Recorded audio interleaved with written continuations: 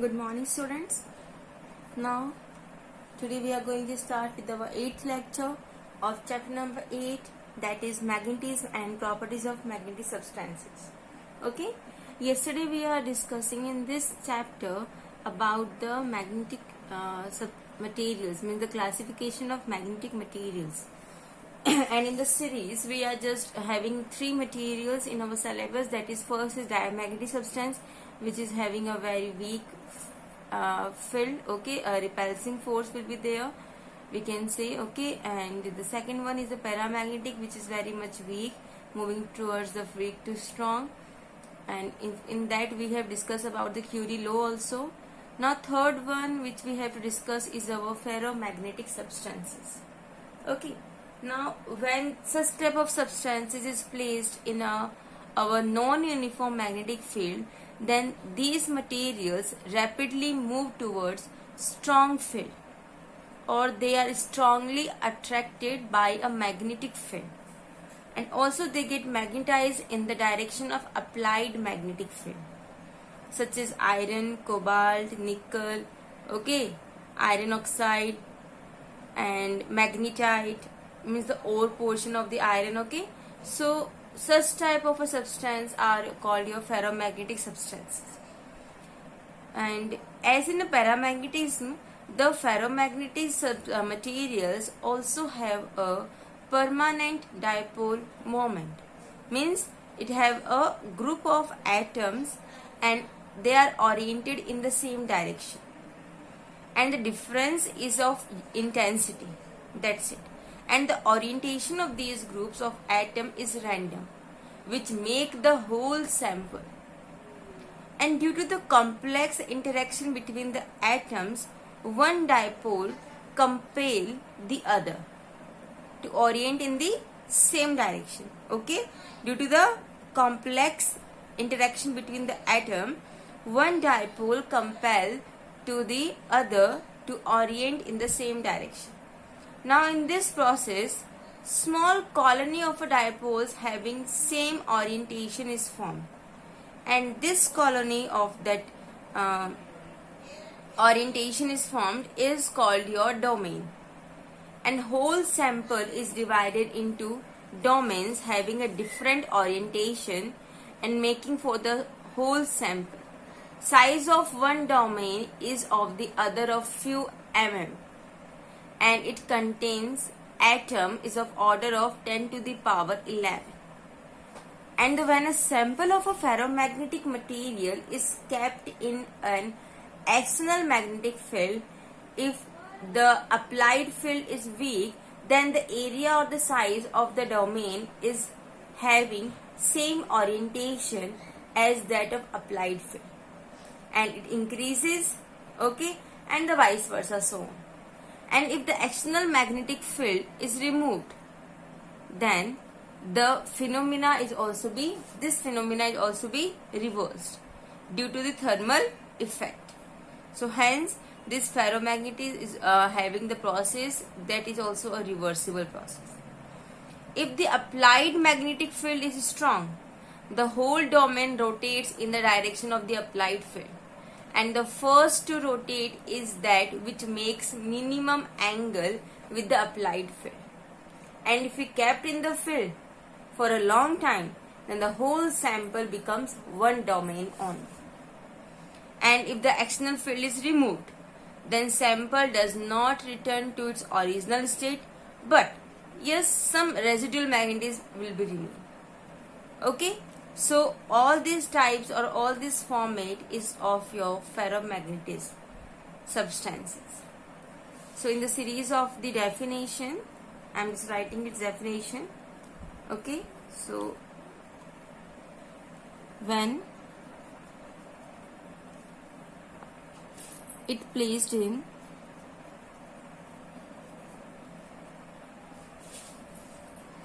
non-uniform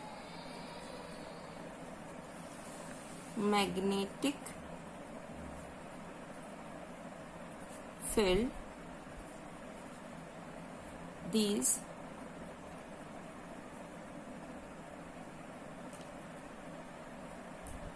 materials rapidly move towards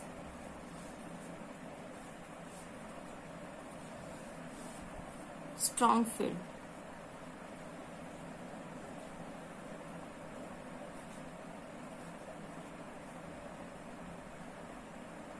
Or they are strongly attracted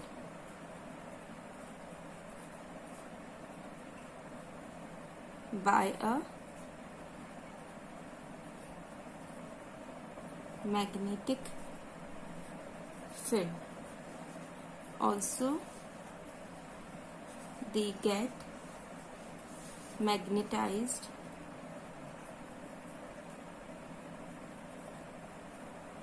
in the direction of applied magnetic field. Example: iron, cobalt, nickel, their oxide form, magnetite, and many more.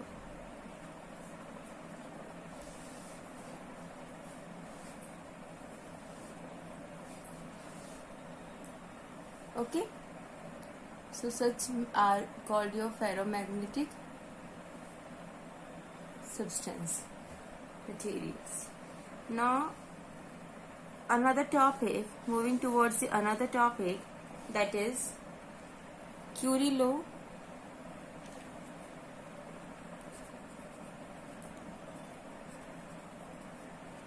and Curie temperature.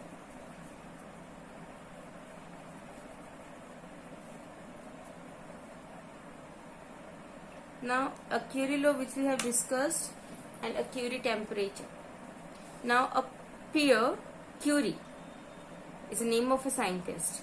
Okay, she studied the effect of temperature on the magnetic material, and she found that the magnetic susceptibility of a diamagnetic material does not depend on temperature, whereas the magnetic susceptibility of paramagnetic substances or material is inversely proportional to its absolute temperature. Two things are there. Okay, if we are discussing about diamagnetic materials, then they are not be depends on the temperature. Okay, their magnetic properties are magnetic susceptibility is not be depend on the temperature. But when we are discuss about a paramagnetic substance or its material, then they are inversely proportional to its absolute temperature, and that we have studied. That is, chi m is inversely proportional to T, absolute temperature, and then we get our Curie constant. Okay, so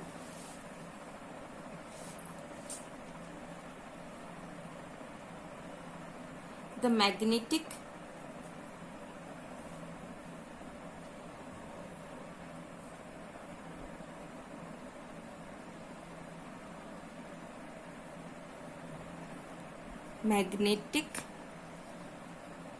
susceptibility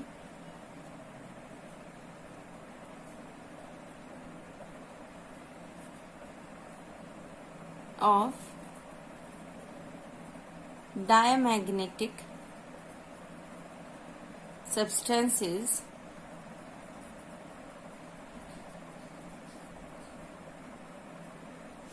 material does not depend on temperature, whereas the magnetic susceptibility of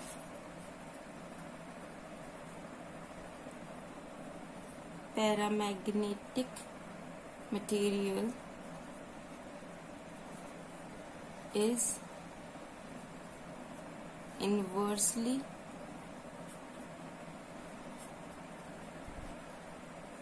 proportional to its absolute temperature. That is what we can say. Chi m is inversely proportional to the absolute temperature, and from here we get a constant, that is a Curie constant. Okay, that we have discussed yesterday also. Curie law, okay, where C is equals to Curie temperature and T is your, what we can say, absolute temperature of the material. Okay, now the temperature dependence on the ferromagnetic material. Okay, the particular temperature which depends the ferromagnetic material that obeys a Curie-Weiss law. Okay, the Curie law is applied on the paramagnetic material, because in a paramagnetic material the magnetic susceptibility is inversely proportional to the absolute temperature. Diamagnetic materials are not be depending on temperature, so they doesn't have any temperature law. Okay, and the ferromagnetic materials are depends upon the Curie-Weiss law. Okay, so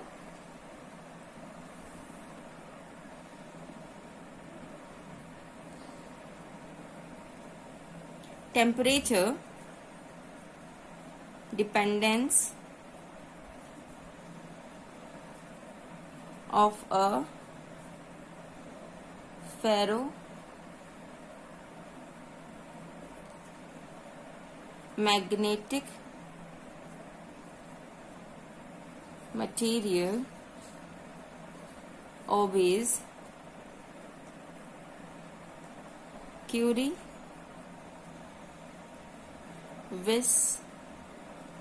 law, and according to this law the magnetic susceptibility of a ferromagnetic material is given as, that is, chi m is equals to C upon T minus Tc. T minus Tc. Now what is here? C, you know it very well, a Curie constant, and T is your temperature of the material and Tc is your Curie temperature. Okay, so about C and T I have already written. Chi m, you know it very well. So here Tc is equals to Curie temperature of the material. Clear? And if the value of the temperature is below Tc, the material behave like a ferromagnetic material, and above the Curie temperature the material behave like a paramagnetic material. Okay, above the Tc all materials are your paramagnetic. It will just be depend upon the different for the different materials. Okay, clear? So this also we can write that below Tc the material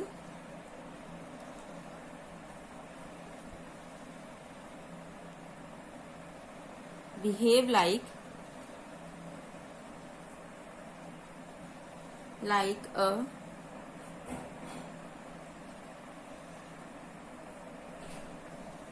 ferromagnetic material and above TC the material behave like a paramagnetic material.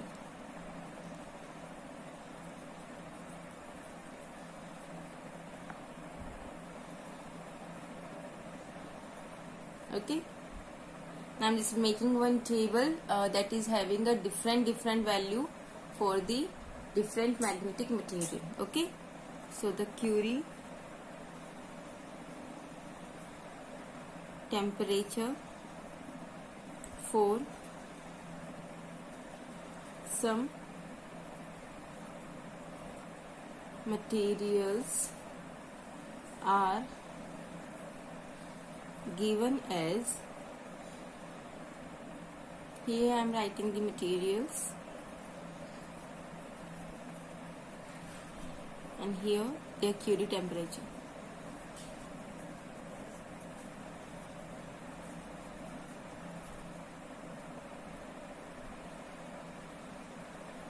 So iron first, second one is your cobalt, third one is your nickel, fourth one is your gadolinium.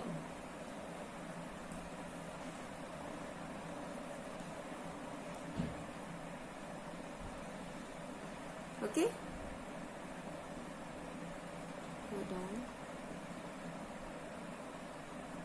okay, so for the iron it's your 1043 Kelvin, then cobalt 1394 Kelvin, nickel 631 Kelvin, and for gadolinium it's your 317 Kelvin.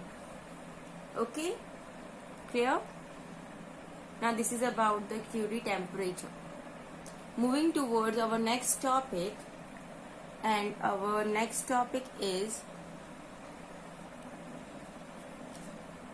magnetic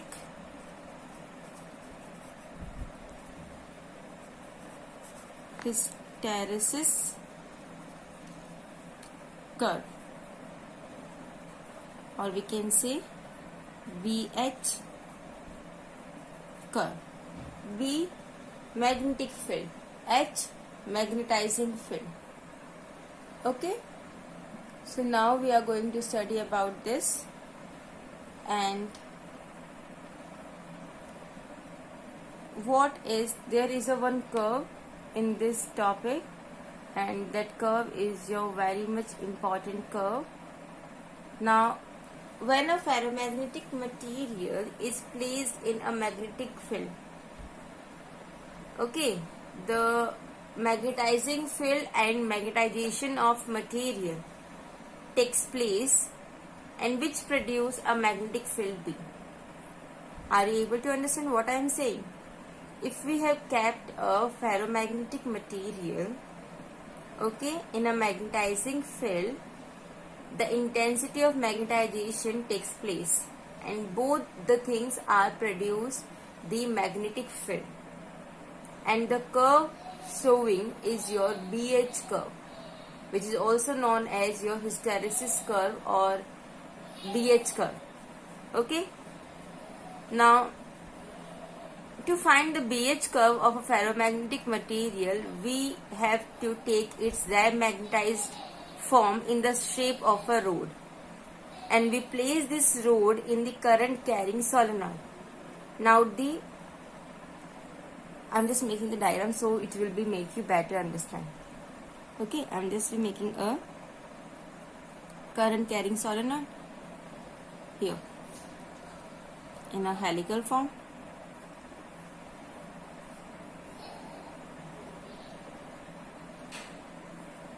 Okay.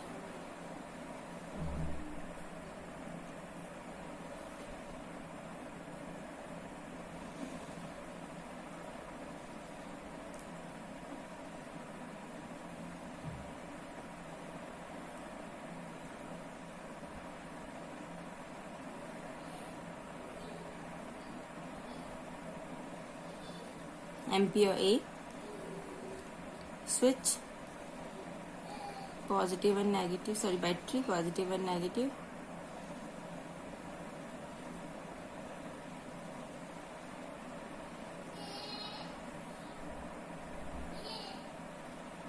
Current I. Okay, now from its center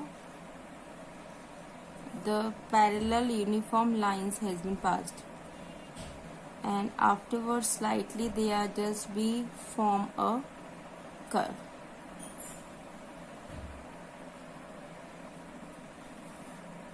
Okay, now first of all we take its demagnetization form in the shape of a rod. Okay, and we place that rod in the current carrying solenoid, and the current inside the solenoid produce the H, the magnetizing field, and this H magnetizes the material which is in the turn produces the magnetic field. Now we can change the value of H by changing the value of current. Then we have a device to measure the value of magnetic field. Okay, so what is the definition? Remember, in the BH curve we have used the ferromagnetic material only. Okay, so when a ferromagnetic material is placed in magnetic field H, that is your magnetizing field, magnetization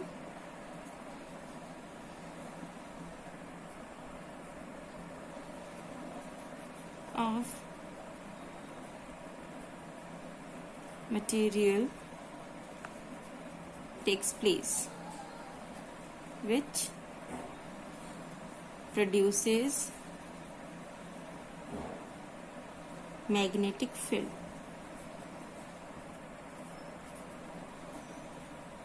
V, and the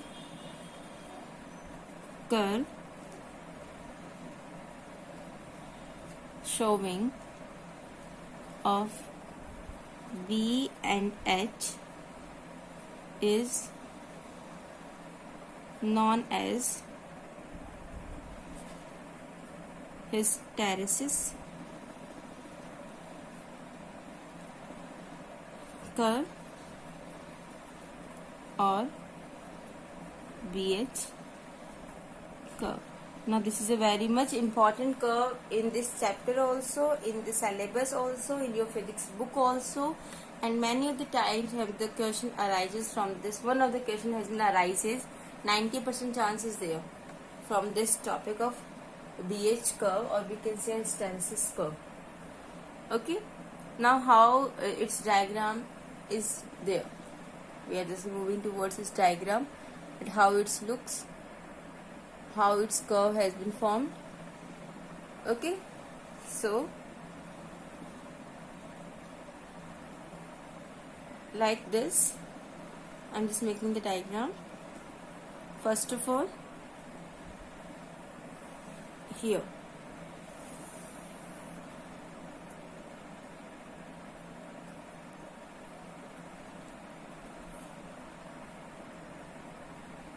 Now the curve is in between magnetic field B and the magnetizing field H.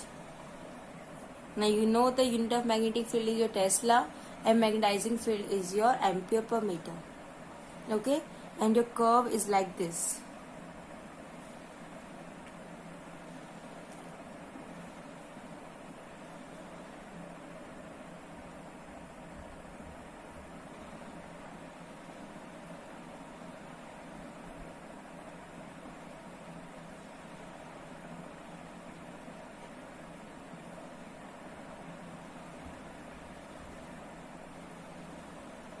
It is in the form of a leaf. Okay, from 0, this line is your A, then B, then C, D, E, F and G. Okay, such type of a diagram is there. Now what is there in this diagram? Now when we start our experiment with this from here,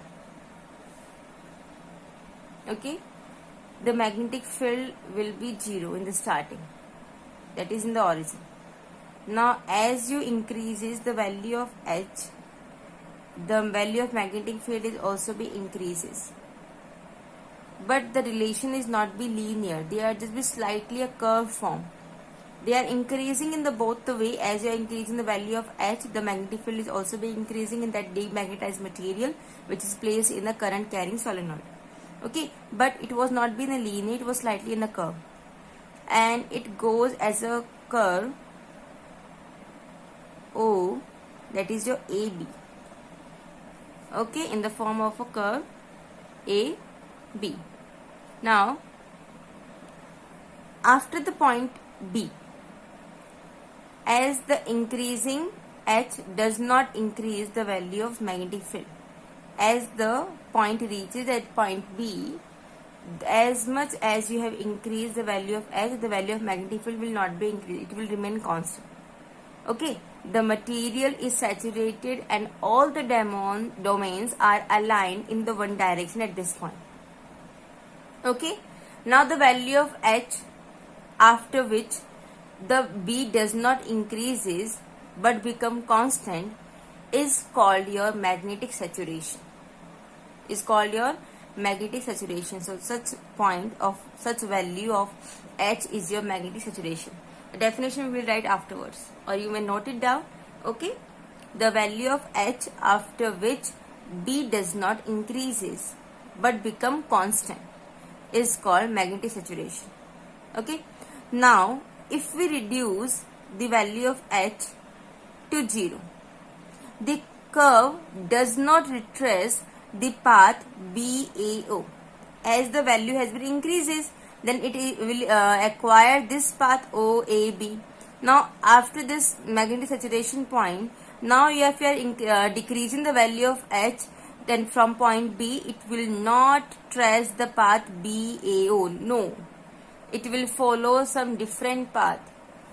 It goes from B to C, and at point C, they will reach at point C, the value of H is 0, but the magnetic field value will not be 0. Get my point? As the point reaches at point C, if you are decreasing, what you have seen? You have seen the value of H will become 0, but there is some value of magnetic field is there. That is, some magnetization remains in the material, and this magnetism is called residual magnetism. Okay, and the value where the value of B at H equals to 0 is called retentivity, or we can say remains. This value is called retentivity,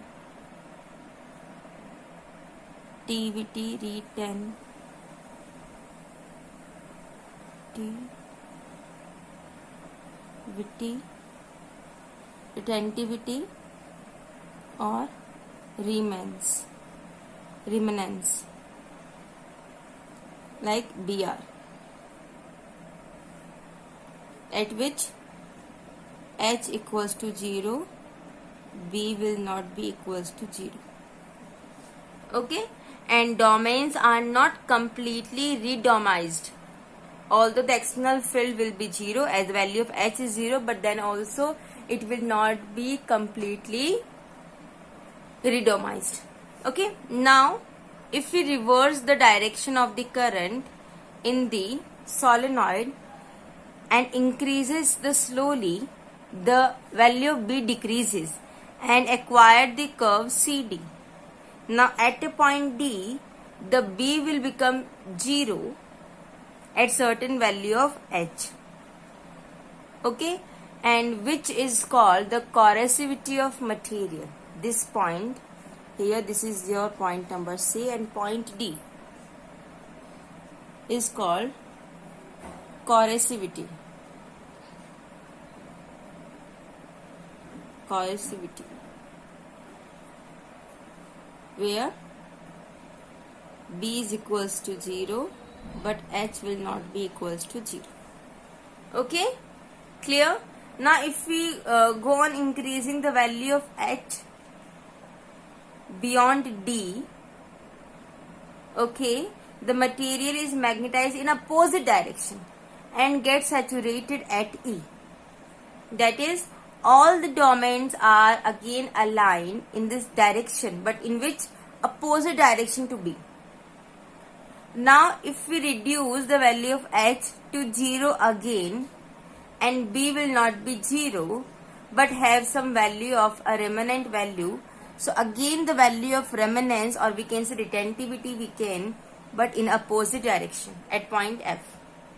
Okay, this will be shows at OF in the curve. Now again, EF in the curve. Now again we are going to increase the current in its original direction. The curve goes in FGB and complete its cycle. Now again the value of H, OG is the corrosivity of a material. OG is the corrosivity of material but in opposite direction again. And we can know about the behavior of a material and its magnetic property from its this BH loop, that is B E B D E F G, means this complete loop B C D E F G B. Okay, and this is the your BH curve.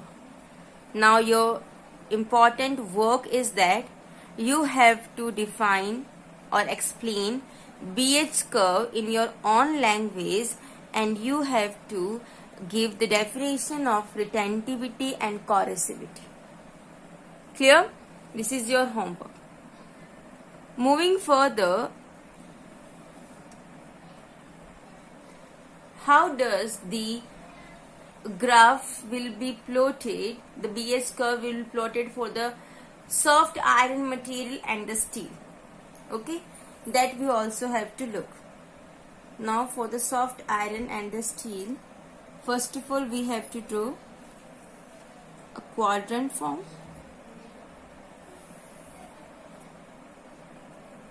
Okay, again for the B and H. Now if we are discuss about the steel, the curve is like this.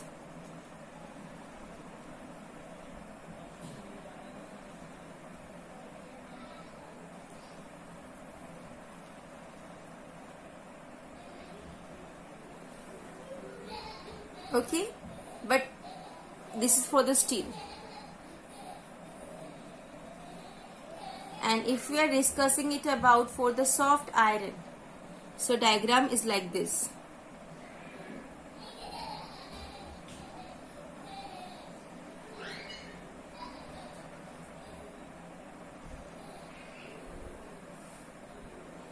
Okay, for the soft iron, means the area for the steel is more much more than the soft iron. And from this diagram, we can conclude that for any value of H, the value of B for the soft iron is more than the steel. Okay? And hence the magnetic permeability mu of a soft iron is more than that of steel. This we know it very well. That's why in every of the experiment, we are generally use the soft iron core. Okay? Next is the retentivity of soft iron is more than the steel. Okay, the retentivity of the soft iron is more than the steel. You have seen? This is the retentivity point. This is more than the steel. Okay, and the corrosivity of the steel is more than the soft iron. We can see the corrosivity where H is not equals to 0, B is equals to 0, and here B is not equals to 0, H equals to 0. So the retentivity is more for the soft iron, less for the steel, and corrosivity is more for the steel, less for the soft iron. Now for any value of H, the value of magnetization is more for the soft iron than the steel. Okay? And the area of a BH loop of soft iron is less than that of the steel, which you have seen easily. Okay? So that the hysteresis loss is less in the soft iron. That's why, because area is less, so their hysteresis loss is also be less as compared to steel. The area of BH loop represents the energy loss per cycle, means per unit volume. And the B is always lag behind the H, and this property is called hysteresis. Okay? So to select the material for the core of electromagnet, like in a solenoid, the soft iron is suitable for its high permittivity, for its less corrosivity, and for its less hysteresis loss. That's why we are used the soft iron material for the core formation. Clear? So try to write the theory about the comparison of the soft iron and the steel by your own if you are able, and if you don't be able, then tomorrow we are discuss about the theory of this. But today's homework that you have to discuss about the theory of BH curve. Okay, in along with the definition of retentivity and corrosivity. Tomorrow we are going to explain this comparison between the soft iron and the steel, and the last topic of this chapter, that is your hysteresis loss. Okay, so from tomorrow your chapter has been completed, and we are going to start with the exercise portion, the numerical portion of this chapter. Okay, so we can easily complete this chapter as soon as possible. Clear? Okay. Now about today's homework, that you have to be write the definitions and the theory portion of the BH curve, and along with that you have to be solve a numerical also. And here is a numerical, that the Curie temperature for some materials is 300 Kelvin if its magnetic susceptibility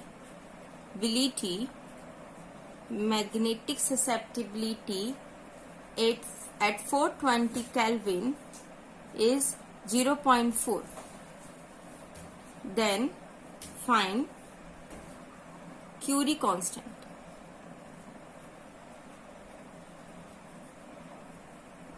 Okay, this is your homework.